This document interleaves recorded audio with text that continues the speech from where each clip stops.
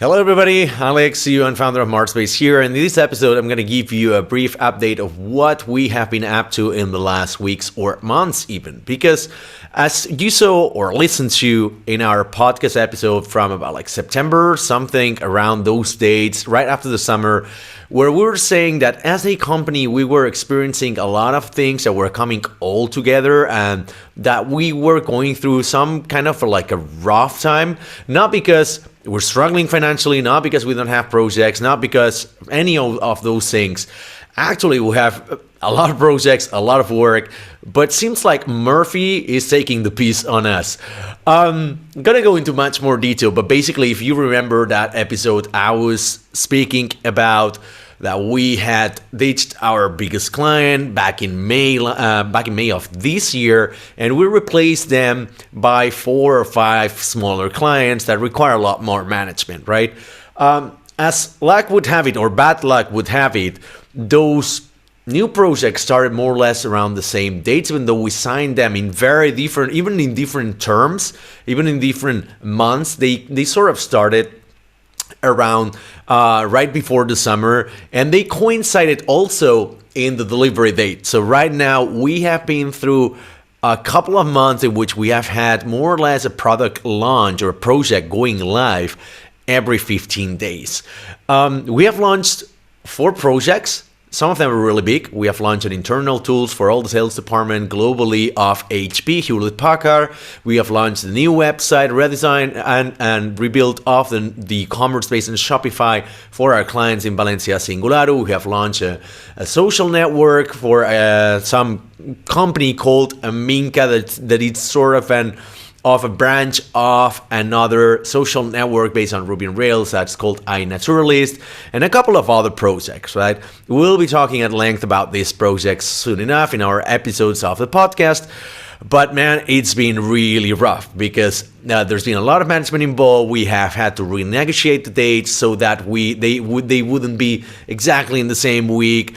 We're also in the process of finishing the rewrite of the InfoJobs Poland, namely InfoPraca, which is soon to be released. I think that we're deploying it as I am recording this, and a couple of other projects that will see the light of day soon enough. We also were entrenched with a couple of due diligences / procurement processes because a couple of our clients were selling their companies, right? One were selling their project, which was not a big deal for us because the project was small enough, but however, there's a handover, there's the documentation, there's changes here and there's more management than expected. And this other company that we have already announced back in the day, Valuation Metrics from California, a fintech startup for which we had been working for about 4 years now, has been acquired by one of the largest financial securities entities in the world, namely that company called Citadel Securities, right? This huge mammoth of a company requires a lot of validation, compliance, due diligence, auditing, and whatnot. And right now, as I'm sitting here, I'm talking to 8 different departments of this company. Funnily enough, we are not even 20 people in this company. I'm talking to 8 different departments.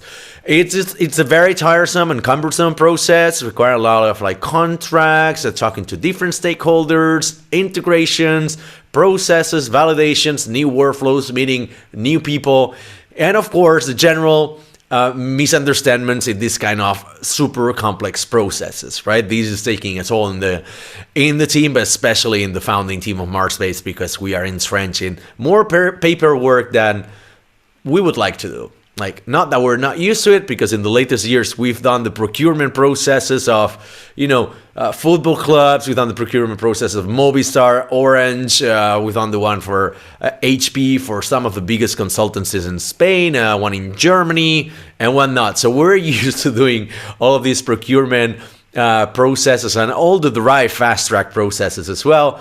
But this one is particularly long and tiresome because it's been dragging for 3 months. If that were not enough, and we also have had a couple of people not working, a couple of freelancers and a team member do the work, so that added up to our workload, of course. Then, when you stop collaborating with these people, you have to assume their workload, but at the same time, you have to hire somebody else, but you cannot you cannot shift your focus to hiring because you got to deliver the work done. So we decided to soldier through and go with our current team, knowing that we have to do more work that we would normally be required to do without doing any kind of extra or overtime, because that's a policy at MarsBased. We never work more than 40 hours per week, but man, it's difficult lately. So that being said, it's been interesting, to put it this way, to see how we can compensate these kind of people not working out as expected, and sometimes people are not the right fit for a company or for a project. But however, this had a direct impact on our morale as a team and our performance, right? Our clients have been super understanding. We decided to compensate the best way we could.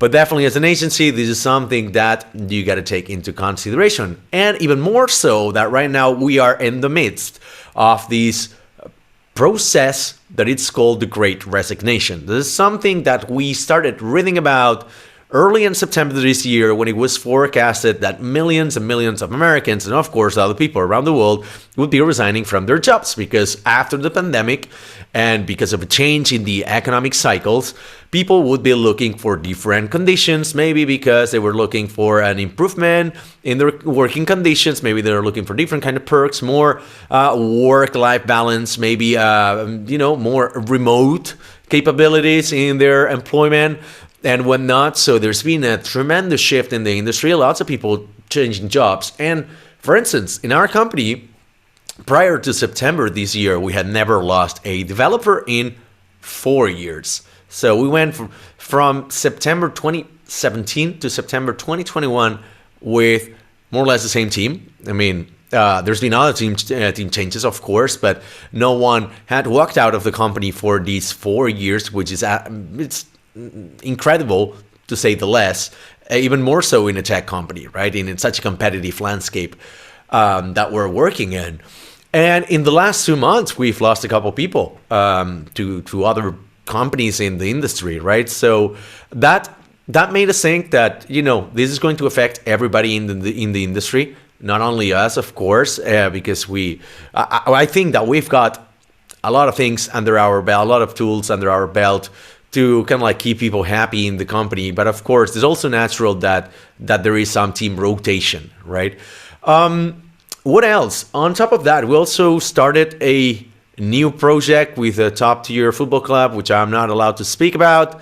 Maybe one day we'll be able to speak about, but football clubs are super strict about their branding guidelines, about doing marketing using their imagery and logos and whatnot. So I'm just not willing to risk it. So fuck it. Let's just assume that it's arguably the best team in the world. So let's put it that way. We had a rocky start with them because they're also hard to deal with. They come from a previous provider that was just saying yes to everything. There was a previous provider that didn't have the same, that was not audited, and quite literally a tutorial for the technologies that they had to learn for this project. They went into production. So it's not the case of an MVP going into production, it's a tutorial going into production, which is really worrying. The work of I don't want to throw some shit to the previous provider of the project, but definitely, we normally audit the code before going into project, but sometimes we cannot do it because, especially in the case of big corporations, they will never allow outsiders to take a look into the code, not even with an NDA in between and whatnot, right? But in this case, it's been particularly appalling because the quality of the code is just not there. The code is in different languages. We were requested to start working on some technology. We found out there's another technology in the code. There's no, they don't even use Git. So the deployment system, there's no deployment system. Basically what we're doing is replacing files through FTP directly on the server because that's what they use. And, it's pretty horrible. We have had pretty rough conversations. It's been a rocky start of the project, but I think that right now we're in a good position, proving our worth and proving our stepping up as a partner, not purely as somebody or as a company that only executes what's being told, because for that, you got cheaper options. And you don't hire a team of experts like MarsBased to do that kind of job. So that's why we said we're here to fix this, take it or leave it. And I think that's proven that we are the right people to do that kind of job.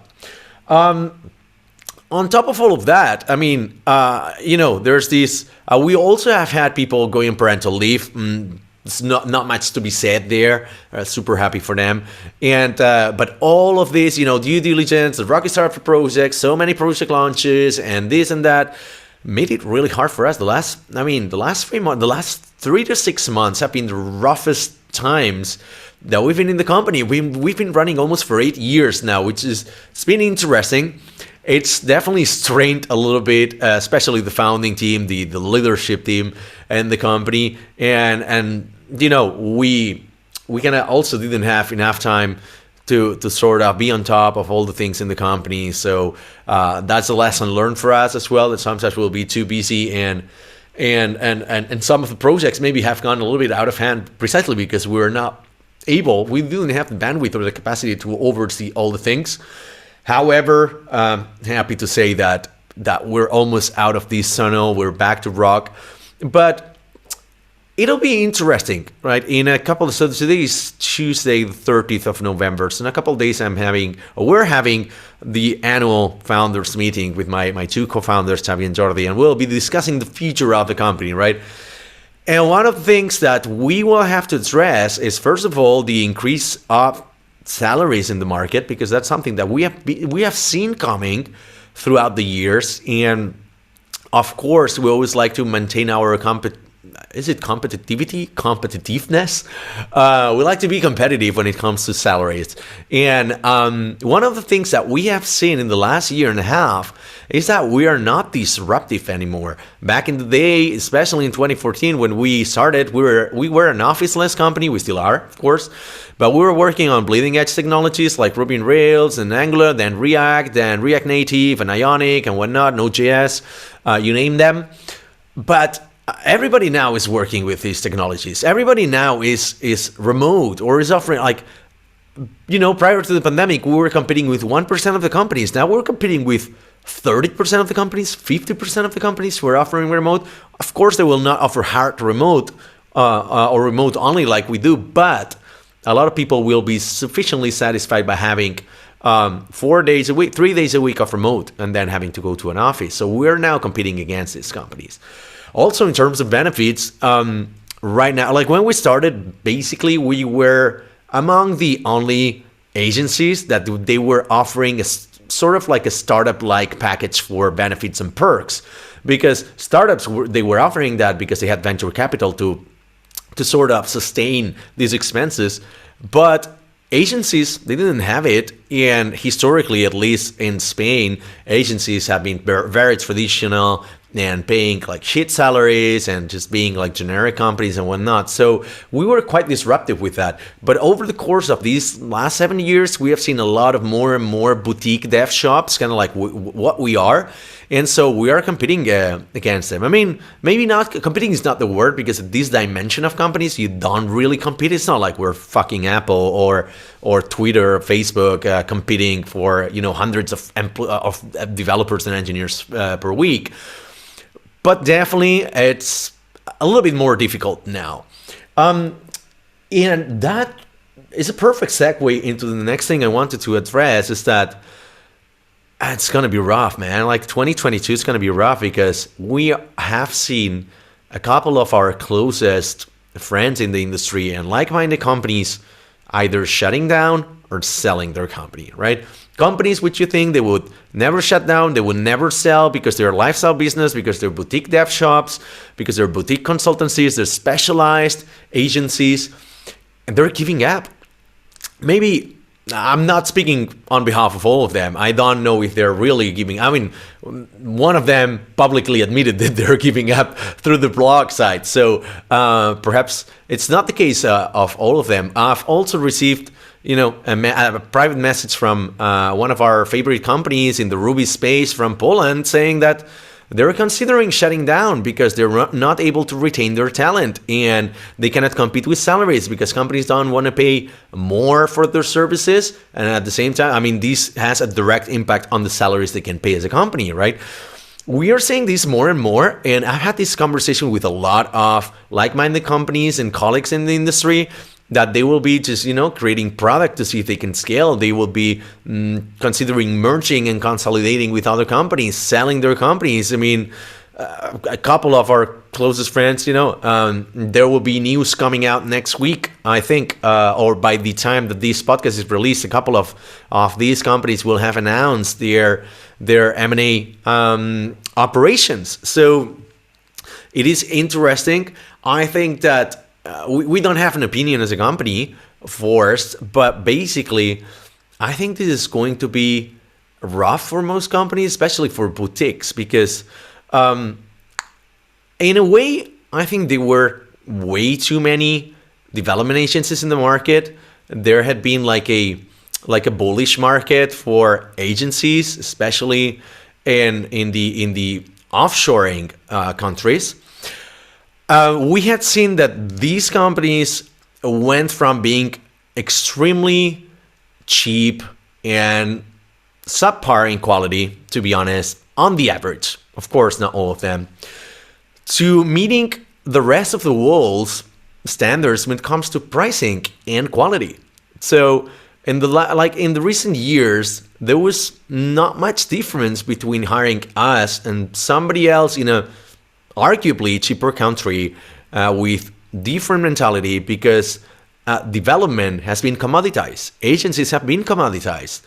And eventually companies were so desperate for talent, they were so desperate for getting projects done, they would pay whatever price, but also they probably were paying a cheaper price for them, but an extremely good price for these other companies, right? And we know it for a fact, like one of our clients back in the day, Cylinder, we used to charge 70 USD to American companies, and they were like, no, I'm going to pay you 100 because it's easier for me, less math. I'm used to paying that and I expect quality. So I'm going to pay you 100. And I know that they were charging like 300 to 400 an hour. So it's like a good margin for them.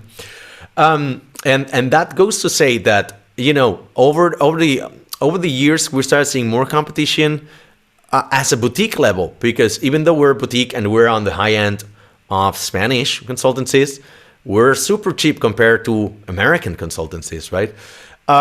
So I don't know where this is going to go. I think that generic agencies will still thrive. It will be rougher for boutiques because the generic agencies, they have sort of reached our level of pricing. They're still a little bit below that, but they can be competitive because of their mechanisms, their policies. They can just hire tons of junior people and have more employee turnover, and that's kind of like how they work. And that's a perfectly legit model. But a lot of so-called boutique consultancies and agencies, maybe they are not able to justify their value to the clients, and therefore they find it harder to upgrade those clients, to upsell them, to get bigger accounts, to charge more for their hours, or maybe to sell better margins on the projects if they do fixed bid. I don't know. We definitely have to test our strategy for next year. We're working on that. If you're waiting to work for us or something like that, you're considering working for us, you should know that you will be getting more expensive rates as of January 2022. So if you send an email before that, we might or might not grandfather you the rates that we've got right now. But definitely this is a short-sighted strategy, because if you don't pay your providers what they're asking, and if you force them into lowering the rates, which is something that we have seen over the years with some of our biggest clients, especially coming from corporations, that eventually forced you to adjust the rates. And there's a word for that. I think it's called rappel, which is, I've hired you, I've bought you this many hours this year. I expect a percentage of discount next year. Say over 5,000 hours this year, that gives you a 10% discount next year. Over 10,000 hours, that gives you a 30% discount. Something crazy like that, something that we don't do as a company, because we believe that this is short-sighted and this is not fair to eventually to the provider, right? So if you want to retain the talent not only in your company, if you want to retain the talent in your providers, just make sure that the rates are fair, are just, they are adjusted to the reality, because every year you will be paying more for your electricity bill. You will be paying more for your office space. You will be paying more for water and power and whatnot. So your developers and your personnel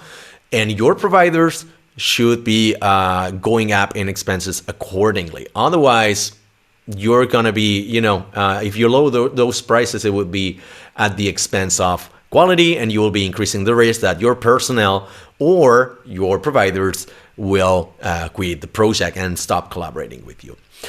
That being said, I think that's enough of an update from my side. I'm happy to report that we'll make the best effort possible to bring back the weekly podcast.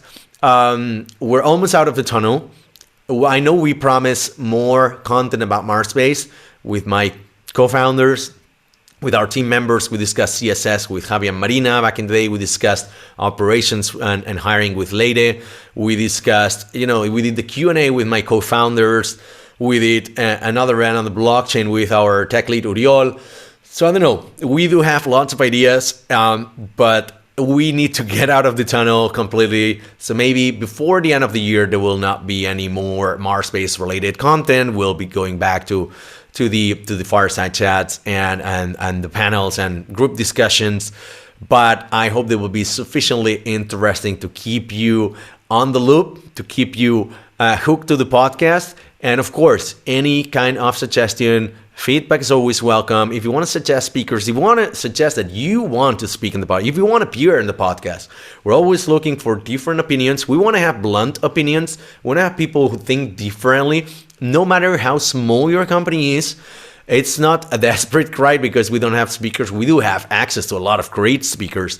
But also, we have seen, and this is quite interesting, that our top 3 best performing episodes are with relatively unknown people, outsiders of the industry, outsiders of the startup and tech scene, that because of their interesting stories, because of how the conversation panned out, they work really well. They work virally and in social networks, and they kind of like circulated through business schools, a couple of them.